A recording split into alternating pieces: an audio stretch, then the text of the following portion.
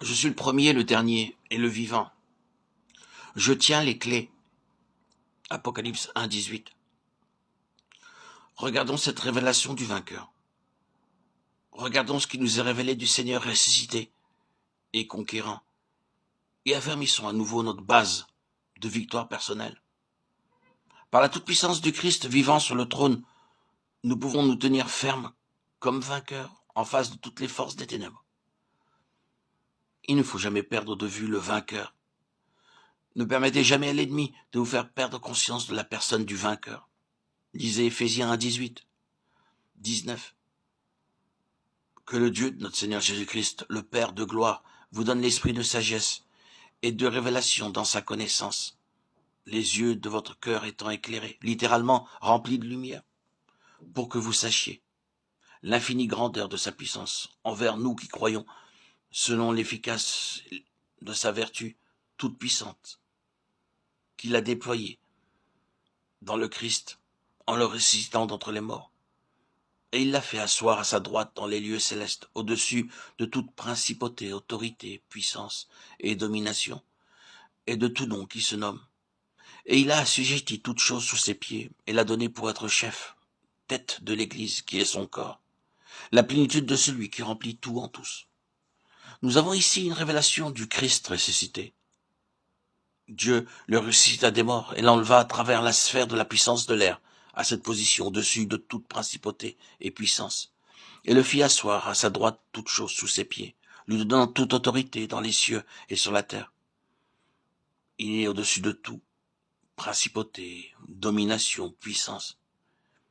Il est l'absolu, le parfait vainqueur. Dans le chapitre suivant, l'apôtre descend de cette merveilleuse vision du conquérant que seul le Saint-Esprit peut révéler à une âme, à la sphère terrestre. Et il décrit l'état de la race humaine et l'œuvre accomplie dans le croyant pour l'unir avec le Seigneur ressuscité.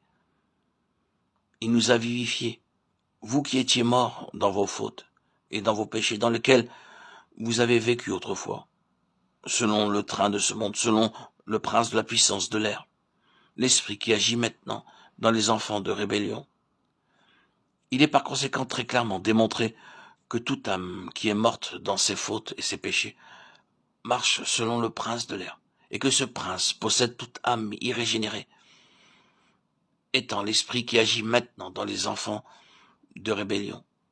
Si nous acceptons la parole de Dieu comme nous révélant le point de vue divin en toute chose, nous sommes obligés de reconnaître que chaque âme irrégénérée est sous la domination, l'empire et la puissance du prince des ténèbres.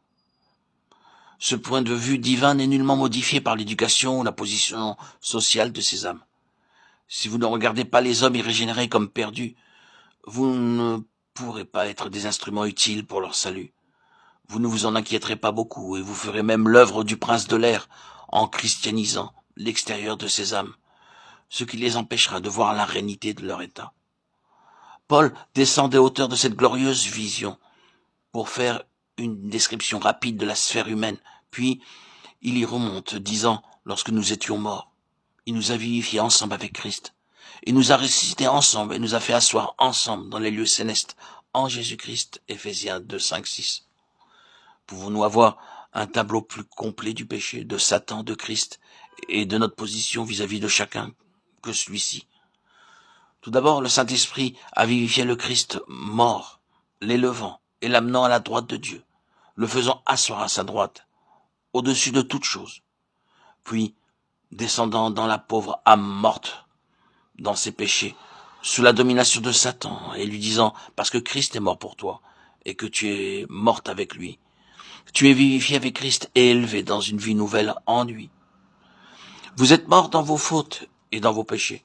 Que pouvez-vous faire? Des morts ne peuvent pas se sauver eux-mêmes. Et mieux que cela, vous êtes terriblement vivants. Il y a un esprit qui agit en vous. C'est l'esprit du prince de l'autorité de l'air. Vous êtes non seulement mort à Dieu, mais hélas, vous êtes actif, et cette activité provient d'un esprit satanique qui combat contre Dieu. Le mal ne serait pas si grand si vous étiez seulement mort, mais vous vivez selon le train de ce monde, qui est sous la domination des esprits malins, c'est-à-dire du prince de l'air. Vous ne pouvez pas vous sauver vous-même. C'est alors que le Saint-Esprit vient à vous et vous révèle que Christ est mort pour vous, qu'il a pris votre place sur la croix, afin que par sa mort, il détruisit l'empire de la mort sur vous. Hébreux 2,14. Croire au sacrifice expiatoire du Fils de Dieu, à sa mort pour nous, c'est naître en nouveauté de vie. Savoir la vie éternelle, par la puissance du Saint-Esprit en nous. Nous sommes vivifiés à mesure que nous acceptons sa mort pour nous, et notre mort en lui. Comme Christ a été ressuscité des morts, en nouveauté de vie, nous de même, joints à lui en esprit, nous pouvons être assis dans les lieux célestes, dans cette position de victoire sur le péché et sur Satan,